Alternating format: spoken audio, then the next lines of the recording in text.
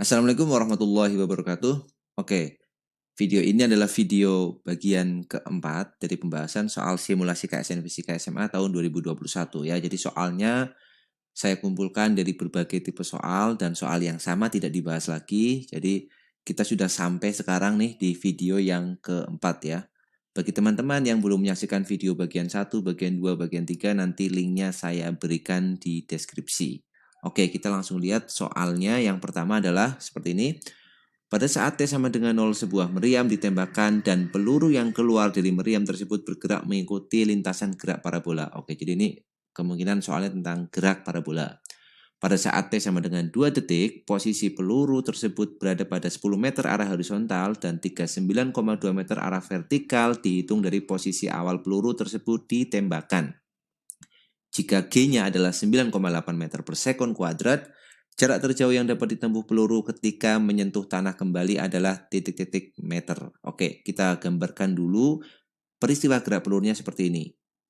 Nah, ini dia lintasannya dan kita tahu pada saat T sama dengan 0, dia berarti masih di titik asal di sini. Kita sebut ini titik originnya. Di sini waktunya T sama dengan 0. Dan pada saat T sama dengan 2 detik, dia sudah berada pada jarak 10 meter arah horizontal dan 39,2 meter arah vertikal. Nah, kita tidak tahu di mana ya, bisa di sini atau bisa di sini ya. Makanya kita buat aja semisal ya, misal dia posisinya di sini. Di mana pada saat posisi ini, tinggi Y-nya atau H-nya itu sama dengan 39,2 meter. 39,2 meter dan jarak X-nya, ini jarak mendatarnya, X-nya adalah 10 meter. Oke, tentunya karena dia gerak parabola, dia dilemparkan dengan kecepatan awal V0 dan dia punya sudut misalkan theta, karena kita nggak tahu juga tetanya di mana.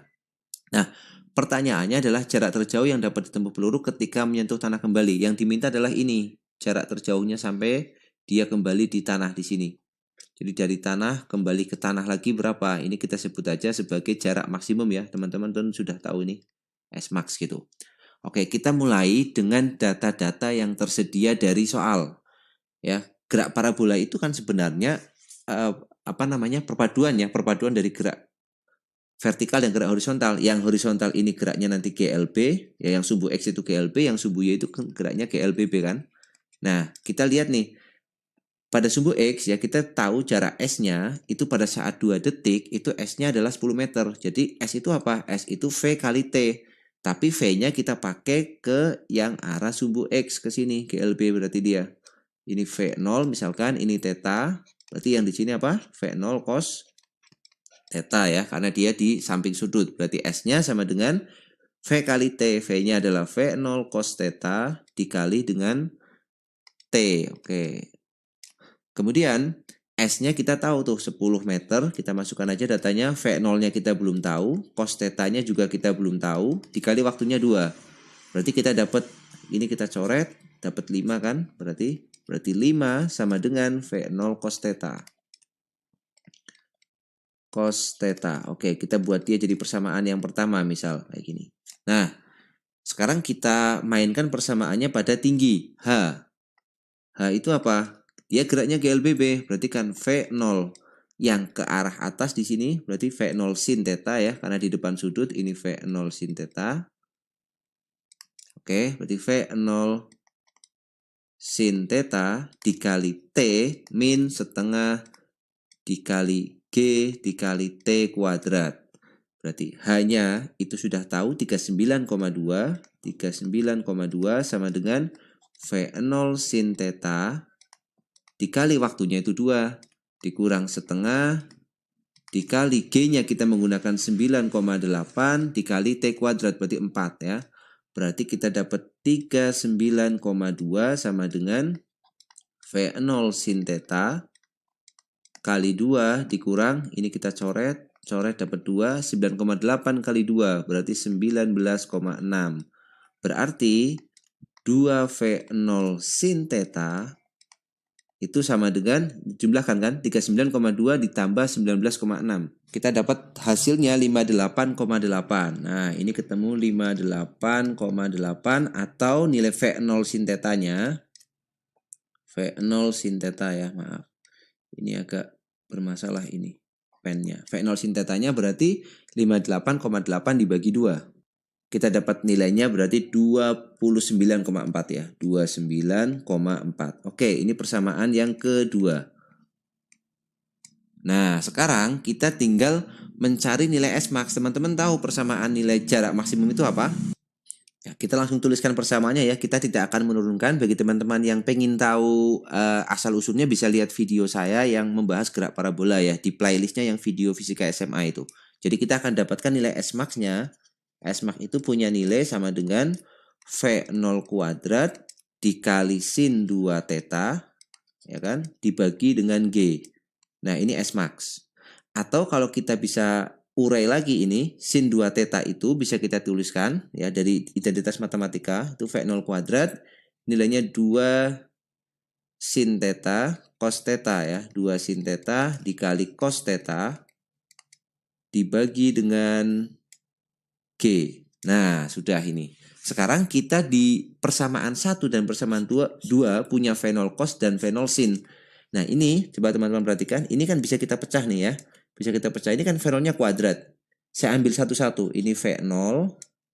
Sin tetanya saya masukkan sini. Sin theta, oh, maaf ya, ini agak tersendat-sendat. Ini V0 sin theta, saya ambil satu V0-nya, saya ambil satu lagi V0 cos theta. Maka duanya masih sisa kan, dikali 2 dibagi dengan G. Maka persamaan yang S-max itu bisa kita tulis seperti ini. Kenapa harus seperti ini? Karena kita tahu V0 cos theta di sini dan tahu nilai V0 sin theta. Jadi tinggal kita inputkan aja nilainya. Berarti ini sama dengan V0 sin theta-nya itu 29,4 ya kan? Dikali V0 cos theta-nya itu adalah 5 dikali dengan 2 dibagi dengan G-nya pakai 9,8. 9,8. Maka kita akan dapatkan nilai S-max-nya sama dengan, tinggal hitung aja nilainya itu. 29,4 dikali 5 kali 2, 10 dibagi 9,8 ya. Kalau kita hitung menggunakan kalkulator, kita akan dapat nemu S-max-nya itu 30 meter. Nah, berarti teman-teman tuliskan di sini nanti 30,0 ya. 30,0 meter. Oke, ini koma ya. Ini. Oke, 30,0. Nah, seperti itu ya caranya ya. Ini salah satu alternatif cara aja. Kalau kalian punya cara lain, nggak masalah. Semestinya kalau misalkan caranya betul, kita akan dapat jawaban yang sama ya. Nah, nanti seandainya ide ini ada koreksi atau apa, bisa dituliskan aja di kolom komentar ya. Nanti kita bisa diskusi. Oke, kita lanjut ke soal berikutnya. Oke, ini dia soal berikutnya. Sebuah benda dilempar hingga mengalami gerak parabola. Oke, ini gerak parabola lagi nih. Pada titik tertingginya, benda meledak menjadi dua bagian bermassa sama. Oke, karena ini meledak ya menjadi bermassa sama, maka kita kemungkinan akan menggunakan konsep momentum di sini karena terjadi ledakan kan. Ada perubahan massa, ya kan, mula-mula dari satu menjadi dua bagian, maka di situ berlaku hukum kekekalan momentum karena tidak ada gaya luar yang bekerja yang mempengaruhi sistem itu, maka hukum momentumnya kekal ya, momentum linearnya kekal. Oke, lanjut. Ledakan terjadi dalam waktu yang sangat singkat. Salah satu potongan benda kemudian jatuh ke tanah 2 detik setelah potongan yang lain. Jika percepatan gravitasi G adalah 9,8 meter per second kuadrat, laju tiap potongan sesaat setelah meledak adalah titik-titik meter per second. Oke ya, jadi seperti ini kita gambarkan dulu lintasan parabolanya. Kita analisis soalnya ya. Ada benda, misalkan dari sini, ya benda ini punya massa 2M. Kemudian dia sampai titik tertingginya dia meledak di sini ya. Di sini meledak nanti. Boom. Nah, dia meledak pada saat lintasan pada saat posisi tertingginya. Berarti ini adalah posisi H maksimum. Nah, satu konsep yang penting di sini, pada saat dia mencapai H maksimum, benda ini ya awalnya hanya punya kecepatan yang arahnya mendatar aja atau horizontal. Kenapa? Karena di sini VY-nya 0 karena sudah sampai di titik maksimum. Berarti di sini dia hanya punya Vx. Ya, Vx itu ya V yang sama di sini juga ini. Di sini juga ada Vx. Karena dia geraknya gerak GLB yang ke arah horizontal. Jadi di atas tuh Vx, di bawah juga Vx. Nah, sekarang perhatikan pada saat dia meledak di sini ya, dia akan menjadi dua bagian. Di soal kita tidak diberi informasi bagaimana ledakan itu akan berarah ya. Apakah yang satu ke atas, yang satu ke kanan, atau yang satu ke kanan, yang satu ke kiri, tidak akan berat. Nah, ini teman-teman harus analisis sendiri ya. Jadi yang pertama, kemungkinannya adalah ini. Yang pertama, kalau seandainya ledakannya itu seperti ini yang satu ke kanan, yang satu ke kiri, ya, karena potongan masanya sama, maka dari kasus ini kita akan dapat waktu jatuhnya sama karena dia sama-sama tidak punya kecepatan awal ke sumbu Y, menempuh jarak yang sama yaitu Hmax, maka pada saat posisinya kita misalkan yang kayak gini, ini waktunya sama. T untuk pecahan 1 sama dengan T untuk pecahan 2. Padahal di soal salah satu pecahan jatuhnya 2 detik setelah potongan yang lain. Maka yang ini jelas tidak mungkin ya. Kemungkinan ini nggak mungkin. Kemungkinan kedua adalah, nah kita lihat momentumnya. Ya, ini sebenarnya memenuhi hukum kalian momentum juga ini ya. Untuk kemungkinan pertama ini waktunya jelas nggak sama. Kemungkinan kedua kita lihat nih, di puncak atau di posisi atas, di puncak, VY-nya 0, maka momentum sumbu Y-nya 0 kan? Momentum sumbu X-nya ada ya, Px-nya ada gitu ya. Nilainya adalah M dikali M yang masih utuh dikali Vx. Nah, setelah meledak karena tidak ada gaya luar yang bekerja mempengaruhi sistem ini, momentumnya harus kekal. Momentumnya harus kekal. Maka kita bisa asumsikan ya nanti gerakan keduanya itu kemungkinan akan seperti ini. Ini misalkan benda 1, ini misalkan benda 2. Momentum Y-nya itu 0. Momentum Y awalnya itu 0, maka yang akhir juga harus 0. Supaya 0 gimana?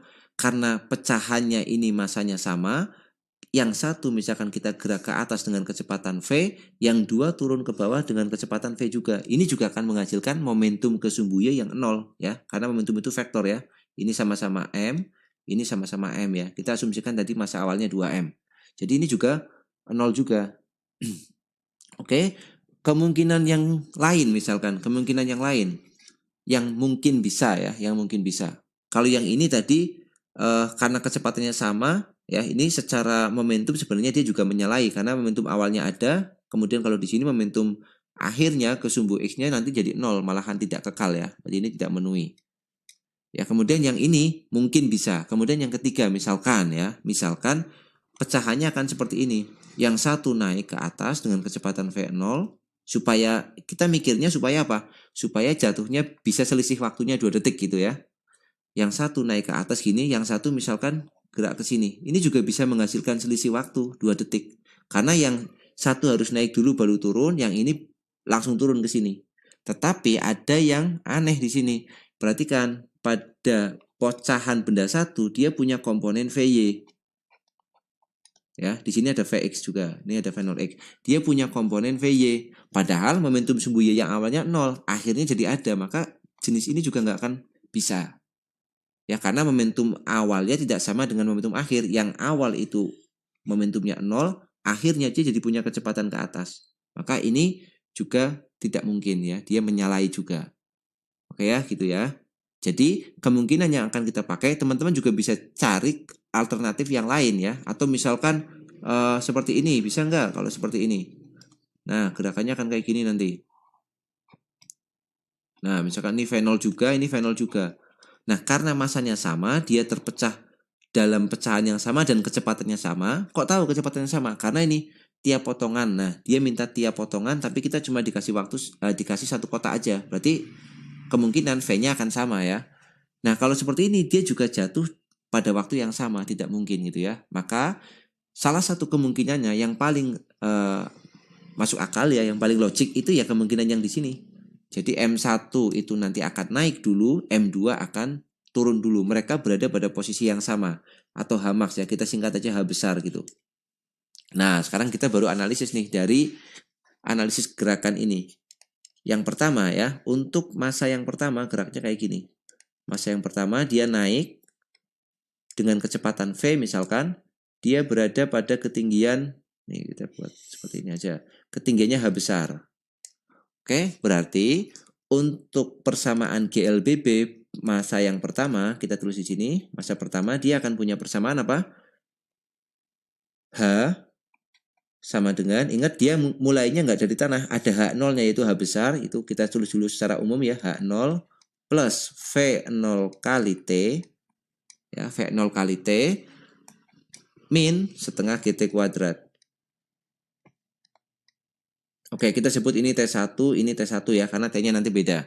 Kemudian H-nya berapa H-nya? Kan dia nanti jatuh kembali ke tanah nih. Dari atas terus ke bawah ke sini. Maka H-nya otomatis 0 kan? Ini 0 itu sama dengan H0-nya adalah H ditambah V0 dikali T1 dikurang setengah dikali G dikali T1 kuadrat. Oh maaf, sebentar. Agak tersendat-sendat ya di sini nulisnya. Ini T1 kuadrat. Nah, seperti ini. Nah, kemudian kita akan lihat untuk pecahan yang kedua ya. Pecahan yang kedua itu kan jarak yang ditempuh, ya kan? Ini kan adalah H kan? Dia menempuh jarak H. Kalau ini tadi jaraknya H kecil karena mulai dari awal. Ini jaraknya kan ini H. Jaraknya itu H sama dengan V0-nya itu ada, berarti V0 dikali dengan T2 ditambah ya, karena dia ke bawah dipercepat oleh gravitasi, ditambah setengah GT kuadrat. GT2 kuadrat. Oke, sekarang teman-teman tinggal menentukan hubungan antara T1 dan T2 ya. Dari kasus ini kan jelas bahwa benda pertama itu akan jatuh di tanah lebih lama daripada benda kedua. Maka kita akan punya bahwa nilai T1-nya itu kan sama dengan T2 ditambah 2 karena lebih lama. Nah, lebih lama seperti ini kan, karena dia jatuh 2 detik ya setelah potongan yang lain. Berarti dia T1-nya sama dengan T2 plus 2. Atau nanti T2-nya yang sebagai acuan ya, di sini kita sebut T2, kita sebut aja T gitu ya. Berarti ini nanti T1-nya kita ganti menjadi T plus 2. Oke, kita dapat seperti ini. Nah, sekarang kita tinggal selesaikan nih persamaan ini. Kita gantikan nilai T1-nya menjadi T plus 2, kemudian T2-nya sama dengan T. Oke, kita pindah ke halaman berikutnya ya, untuk lebih leluasa mencari space-nya. Ya, ini persamaan yang kita dapat dari halaman sebelumnya ya. Saya sudah copy biar tidak berbalik ke halaman berikutnya, halaman sebelumnya. Nah, di sini kan tadi kita sudah punya hubungan bahwa nilai T1-nya itu sama dengan T2 plus T, atau T2-nya kita tulis T ya. T plus 2 ya, maaf. T plus 2. T1 sama dengan T plus 2. Yuk, masukkan ke sini.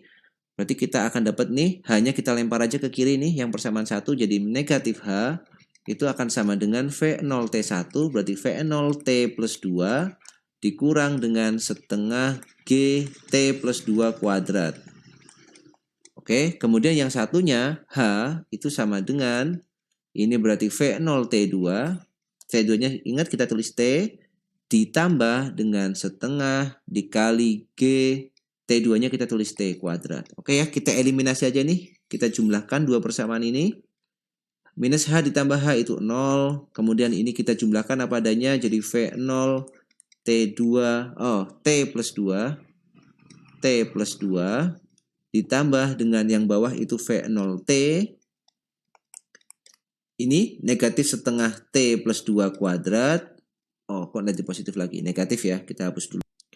Kemudian positif setengah GT kuadrat ya. Ini positif tambah positif berarti positif setengah GT kuadrat. Oke, kita rapikan bentuknya jadi 0 sama dengan, kita kalikan aja ini V0 kali T plus 2V0 ya kan, ditambah dengan V0 kali T, oke, dikurang, kita buka kurungnya di sini, kita kerjakan aja di atas yang ini ya. Kita kuadratkan jadi T kuadrat plus 2T plus 2 kali 2 plus 4T ya, plus 4T plus 4 ya, karena A kuadrat plus 2AB plus B kuadrat. Maka kalau kita kalikan semuanya dengan negatif setengah G, dapat negatif setengah GT kuadrat. Oke, negatif setengah G dikalikan 4T, jadi negatif 2GT. Negatif setengah G dikalikan dengan 4, jadi negatif G. 2G, maaf, negatif 2G. Positif setengah GT kuadrat yang belakang ini. Ya, maka yang bisa dicoret, ada yang bisa dicoret. Ini ya, negatif setengah GT kuadrat, positif setengah GT kuadrat. Oke, kita akan rapikan dia jadi V0 kali T ditambah V0 kali T. V0 kali T ditambah V0 kali T. Jadi 2 kali ditambah 2V0. Kemudian ini negatif 2GT, negatif 2G. Oke, yang mengandung V0 kita keluarkan, yang mengandung D kita keluarkan ya. Kita pindah ke kiri ya. Yang suku ini kita pindah ke kiri, coba akan jadi apa? Jadi ini 2GT plus 2G sama dengan 2V0T plus 2V0. Ada 2 semua, boleh kita coret 2-nya. Oke, jadi tinggal GT plus G, kita keluarkan G-nya jadi T plus 1 sama dengan V0T ditambah V0. Kita keluarkan V0-nya. Oh iya, oke. T plus 1 juga. Oke, kita bisa coret T-nya. Maka kita dapatkan nilai V0-nya sama dengan G. Nilainya 9,8 ya.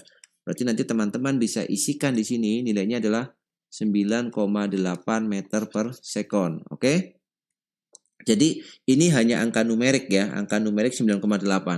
Jadi nilai V0-nya bukan sama dengan gravitasi, tetapi ini hasil kita hanya menunjukkan angkanya sama dengan nilai dari G itu sendiri, yaitu 9,8. Oke ya, next ke soal berikutnya. Nah, untuk soal ini, oke, kita nggak akan bahas di sini.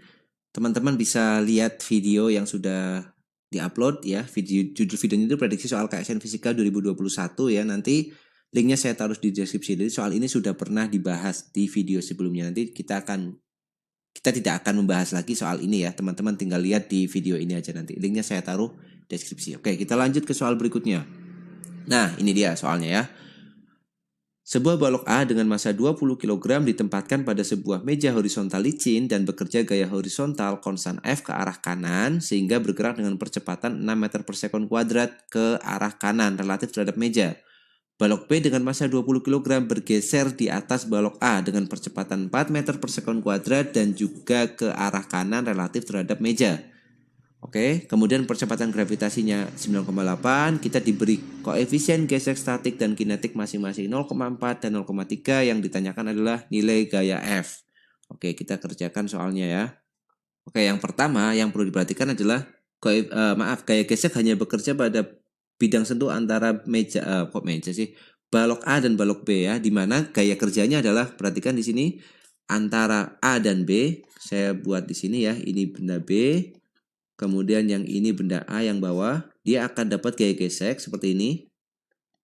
Untuk benda B, dia akan dapat gaya gesek yang nilainya, misalkan kita buat FBA ya, FBA. FBA arahnya ke kanan ya.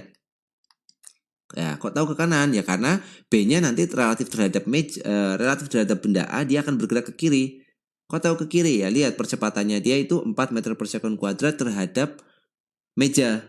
Maka terhadap A, pasti dia punya percepatan yang arahnya berlawanan kan, misalnya ke kiri. Karena kalau seandainya diam, mereka akan bergerak bareng-bareng dengan percepatan 6 meter per sekon kuadrat. Kayak gitu. Nah, karena ini sentuhannya antara A dan B, maka A juga akan mengalami gaya gesek yang nilainya sama. Besarnya sama dengan FBA. Kita sebut FAB, arahnya lawannya ke kiri ya, ini FAB. Nah, karena B itu bergerak, maka F yang ada di sini, baik FBA maupun FAB itu merupakan gaya gesek kinetis pasti dia. Jadi dia pakai gaya gesek kinetisnya, bukan yang statisnya. Berapa nilainya? Ya kita hitung aja. F misalkan ya, FAB itu sama dengan FBA, itu kita misalkan sama dengan F. Nilainya adalah mu K dikali dengan gaya normal. Gaya normalnya adanya di sini nih, yang menekan itu cuma B itu. Berarti sama dengan N yang ada di B, NB. NB itu tidak lain adalah beratnya dia, WB. Berarti sama dengan mu K dikali MB dikali G. Ini adalah FBA-nya. Oke, yang diminta adalah gaya F-nya berapa gitu kan. Nah, gaya F-nya berapa supaya benda A-nya punya percepatan 6 meter per sekon kuadrat. Oke. Ya, untuk cari F kita tinjau aja benda A kan. Untuk cari F-nya kita lihat aja benda A. Berarti pada benda A akan berlaku sigma F sama dengan MA kali A ya. Kita tinjaunya benda A nih. Ini kita tinjau benda A. Berarti sigma F sama dengan MA kali A. Sigma F-nya apa? Pada A itu ada gaya F yang bekerja ke kanan. Ya, ini F-nya ke kanan. Kemudian ada FAB yang arahnya ke kiri. Berarti sigma F-nya adalah F dikurang FAB atau F aja nanti kita tulisnya di sini F. FAB atau FBA itu sama ya nilainya. Sama dengan MA kali A. Karena permukaan mejanya di sini licin ya. MA kali A. F-nya kita cari, FAB-nya kita masukkan. Mu K-nya adalah 0,3. Dikalikan dengan MB. MB-nya adalah 20 dikali dengan gravitasinya 9,8. Oh maaf, MA ya. Ini berarti MA. MA-nya juga 20. Oke, kebetulan sama. Jadi nggak perlu dirubah. Sama dengan MA-nya itu 20 juga. Dikalikan percepatan A-nya adalah 6. Berarti ini F. Ini sama dengan nih 20 dikali 6. Berarti 120. Kemudian yang ini kita kalikan minus. Berarti ini 0,3 kali 2 itu 6. Kali 20 itu 6. 6 dikali 9,8. 58,8 ya. Ini ketemunya 58,8. Berarti F-nya sama dengan ini 20 kali 6, 120 ditambah 58,8. Jadi 178,8 Newton. Oke, kita dapat nilai F-nya. Tinggal tulis di sini 178,8. Itu ya untuk soal ini. Kita lanjut. Sebuah benda A bermasa 2 kg dan benda B bermasa 6 kg yang berada pada sebuah meja horizontal licin dihubungkan dengan tali tak bermasa. Oke, seperti itu. Gaya FA sebesar 30 Newton dengan sudut θ A terhadap sumbu X bekerja pada balok A, sedangkan gaya FB sebesar 5 Newton pada sudut θ B terhadap sumbu X juga. Diketahui tangan θ A sama dengan tangan θ B 4/3 ya, berarti θ A-nya atau θ B-nya sama tuh nilainya. Berarti yang tangannya 4/3 kan 53 derajat ya. Atau teman-teman nggak usah ngafalkan sudutnya, buat segitiganya aja boleh ya. Kalau kita perlu nilai sin dan cosnya nanti. Tegangan tali pada sistem ini sebesar titik-titik. Oke, kita gambarkan dulu ya. Gaya-gaya yang bekerja pada sistem tersebut. Oke, kita gambar. Ya, kita ganti warna merah dulu misalkan. Nah, berarti ini FA-nya miring ke bawah. Kita bisa uraikan. Sini sama ke kanan ya. Sama ke kanan berarti θ-nya ada di sini. θ A. Atau kita tulis θ aja karena sama ya nilainya 53 derajat. Maka di sini adalah FA cos, FA sin. Yang di sini FA cos. Cos θ. FB juga sama. Ke kanan, θ-nya di sini berarti FB cos θ. Kemudian ke atas itu berarti FB sin θ. Oke.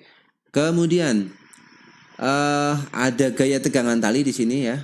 Kita misalkan sistem ini akan bergerak bareng-bareng gitu aja ya. Nanti kita nggak tahu dia bergeraknya bersama atau tidak, kita cek aja.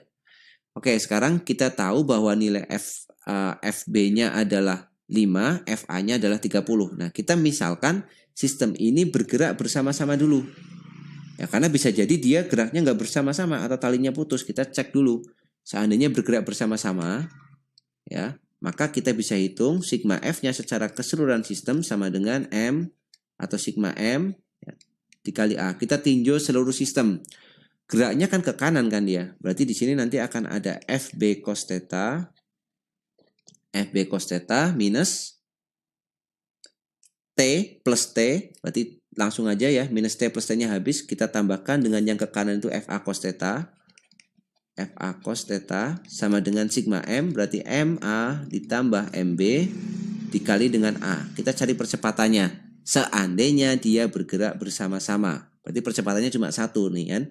Kita masukkan FB-nya itu 5 dikali cos 53 itu 3/5. Ditambah FA-nya itu berarti 30. Cos θ-nya juga sama ini 3/5. Sama dengan 30 tambah 5. Jadi 35 dikali dengan A. Oke ya, betul ya. Kita coret dapat 6, berarti 21 tambah 18 tambah 3, 21. Oke. 21/35 berarti A-nya. Ini kan 3 ditambah 18. Oke, sama dengan 35A. Berarti 21/35. Sama dengan A, atau kita bagi 7 berarti 3/5 sama dengan A-nya. Oke, kita dapat nilai A-nya untuk asumsi bahwa mereka bergerak bersama. Sekarang kita tinggal mencari nilai tegangan talinya. Berarti nilai tegangan talinya kita tinjau untuk benda A sama B ya. Benda A sama B harus konsisten berarti. Benda A sama B. Kita lihat yang B dulu, yang kanan. Untuk benda B berarti kita dapat nilainya apa? Sigma FB itu sama dengan MB dikali A. MB dikali A. Sigma F-nya apa? Ini kan cuma FB cos θ dikurangi T sama dengan MB dikali A. Berarti FB-nya 30. Maaf, FB-nya itu 5. Kita hapus dulu. FB-nya 5, cos θ-nya itu 3/5 dikurang T sama dengan MB-nya itu 20. Ya, MB-nya 6. Oh maaf, ini ada kesalahannya. MA sama MB-nya itu 2/3 ini ya. 2/6. Oh maaf. Kita harus ubah dulu sedikit ya. Maaf, ini ada sedikit kesalahan membaca. Ya, di sini semestinya MA ditambah MB itu 6 ditambah 2, 8 ya kan semestinya di sini. Nah, ini 8, ini berarti 8A 21/8. Oke, berarti ya udah nggak bisa di apa-apain lagi nih 21/8. Kita tuliskan di sini MB-nya itu 6 ya kan?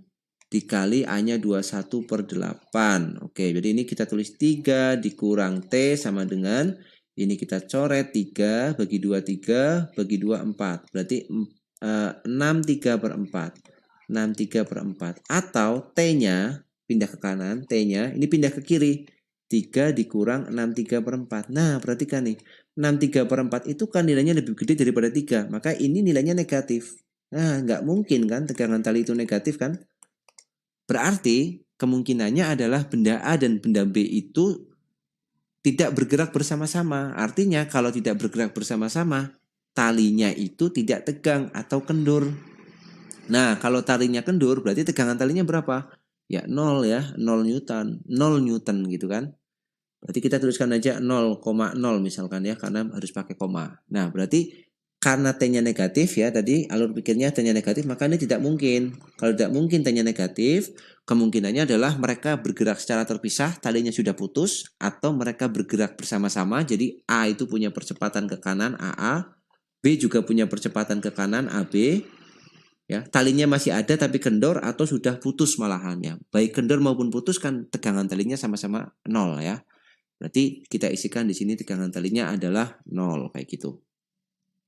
Oke, nah itu dia ya, sudah kita bahas ya semua soal simulasi ya, yang saya punya sudah saya bahas di 4 video ini. Ya, semoga ada manfaatnya bagi teman-teman yang sedang mempersiapkan ya tanggal 2 sampai 4 Juni besok. Dan terima kasih sudah menyaksikan video ini. Kalau dirasa video ini ada manfaatnya, silahkan share ke teman-teman yang lain biar bisa menjangkau lebih banyak lagi dan bisa mendapatkan manfaat dari video ini juga lebih banyak lagi. Kalau kalian setuju, suka dengan channel ini, silahkan subscribe dan like serta komen. Kalau ada pertanyaan, ada kritik, boleh kalian tuliskan di kolom komentar. Oke, sekian dulu untuk video kali ini. Sampai jumpa di video selanjutnya. Assalamualaikum warahmatullahi wabarakatuh. Sukses untuk kalian.